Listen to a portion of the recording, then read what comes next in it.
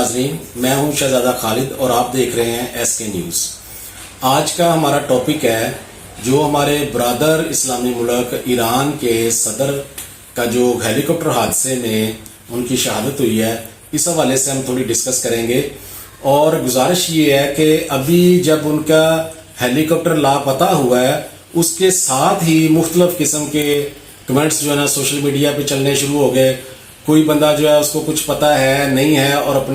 और social media ऐसा हथियार है कि उसको जो है एकदम से उसमें सारे स्लीपर सेल जो है वो सामने आ जाते हैं और वो ये करते हैं कि हर मौके से फायदा उठाते हैं और लाशों पे भी सियासत करते हैं। ये एक तो इंटरनेशनल एजेंडा तो समझ आता है, जो दुश्मन होता है उसका ये एजेंडा तो समझ आता है, लेकिन कुछ अपने अंदर मौजूद जो है वो काली भेड़ें, वो जब सामने आके तो वो अपना यानी उल्टा सीधा जो वो एक चलाती हैं मीडिया पे, सोशल मीडिया पे, वो समझ से बालातर है।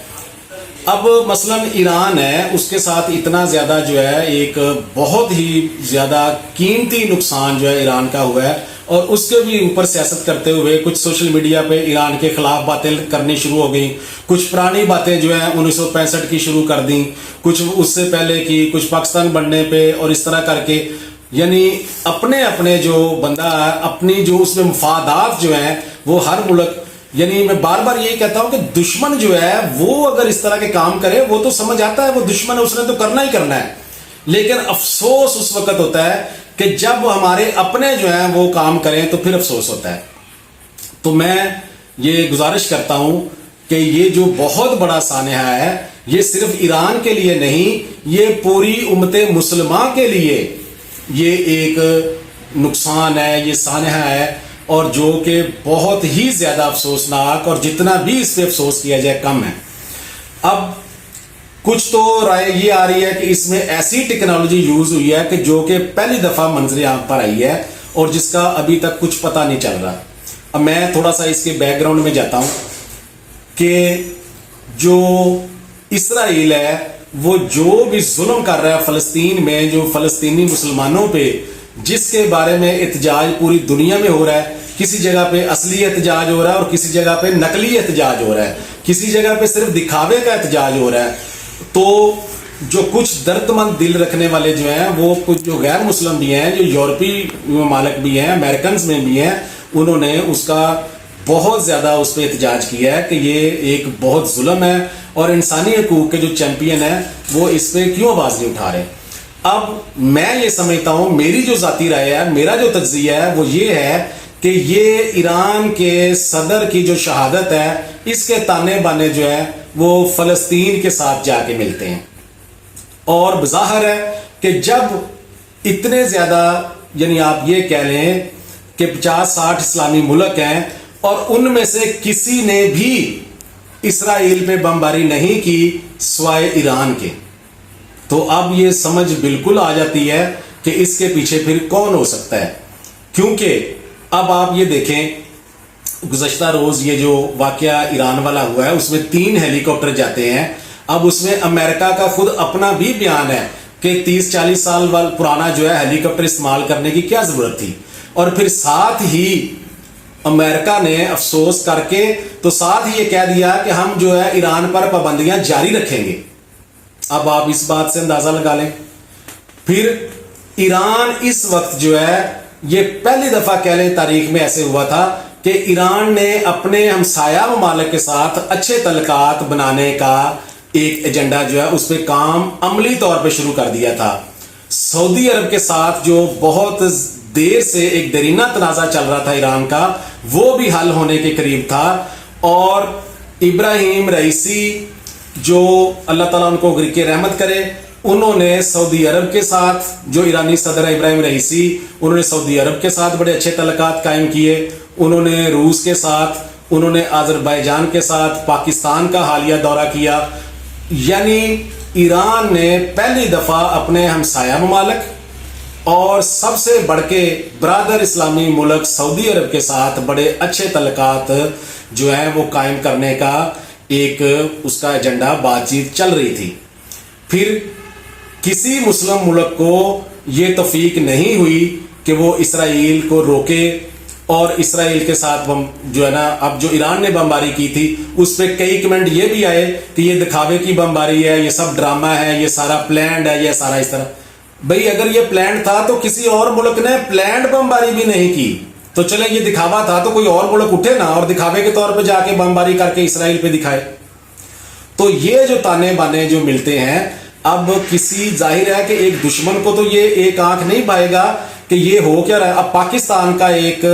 RCD ایک بڑا معاہدہ تھا جس میں ایران، پاکستان، افغانستان شامل تھے، جو کہ غیر فعال پڑا ہوا ہے. وہ معاہدہ بھی اب فعال ہونے جا رہا تھا اور یہ بھی خبریں تھیں، اور پاکستان کے ساتھ ایران کے بڑے اچھے تعلقات جو ہیں وہ اب ایک ڈیولپ ہو رہے تھے. اور پھر جو ایک سوشل میڈیا پہ ایشو یہ چلایا جا رہا ہے کہ ایران کا جو دورہ تھا پاکستان کے ساتھ، وہ جو 30 سال کے لیے ادھر سے تیل نکالنے والا بلوچستان سے تھا، اس کا تھا. بھئی جو بھی تھا،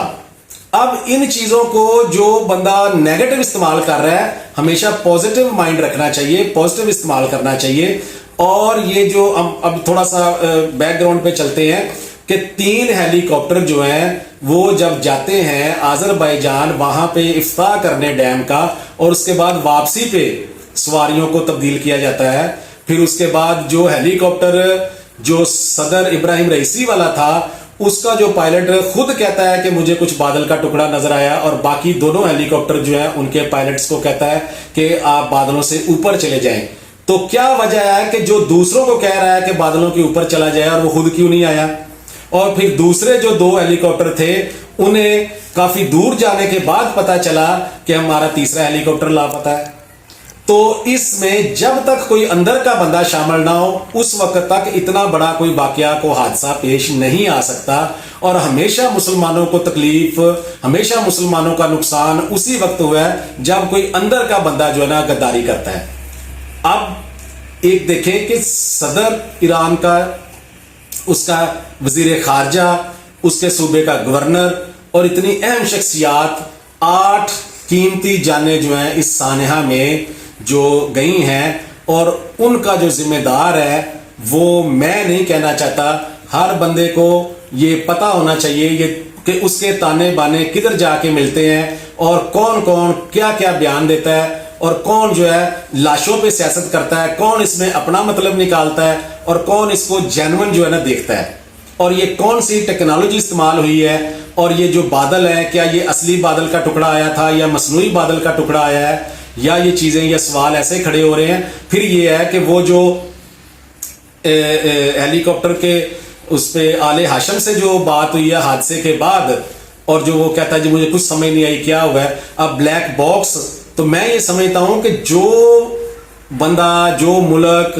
جو قوت اس طرح کی پلاننگ کر سکتی ہے وہ بلیک باکس کی بھی پلاننگ کر سکتی ہے، اور بلیک باکس جو ہے وہ بھی غائب ہو سکتا ہے، بلیک باکس کا بھی جو معاملہ وہ چل سکتا ہے. لیکن ان ساری گفتگو کے بعد میں یہ ایک بات کہوں گا کہ امت مسلمہ کو متحد ہونا چاہیے، اور یہ نقصان صرف ایران کا نہیں ہے، یہ نقصان پاکستان کا بھی ہے، یہ نقصان ترکی کا بھی ہے، یہ نقصان افغانستان کا بھی ہے، یہ نقصان سعودی عرب کا بھی ہے، اور سب سے بڑھ کر یہ نقصان فلسطین کا ہے کہ فلسطین کے ساتھ جو ایران کھڑا تھا، اور واحد ایران ہے جو کھل کر فلسطین کی حمایت میں آیا ہے، جس نے کھل کر بیان دیے ہیں، اور جس نے کھل کر سینکڑوں میزائل جو ہیں وہ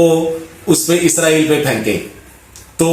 میں یہ سمجھتا ہوں کہ یہ جو ببانگے دوہل فلسطین کے ساتھ کھڑا ہونا، اسرائیل پہ بمباری کرنا، یہ اسی کا نتیجہ یہ ہیلی کاپٹر والا نکلا ہے، اور اس میں کوئی دوسری رائے نہیں ہے. بہرحال یہ میری ایک ذاتی تجزیہ ہے، میری ذاتی رائے ہے، اس سے کوئی اختلاف بھی کر سکتا ہے اور اتفاق بھی کر سکتا ہے. میں انہی الفاظ کے ساتھ اجازت چاہتا ہوں. اللہ حافظ.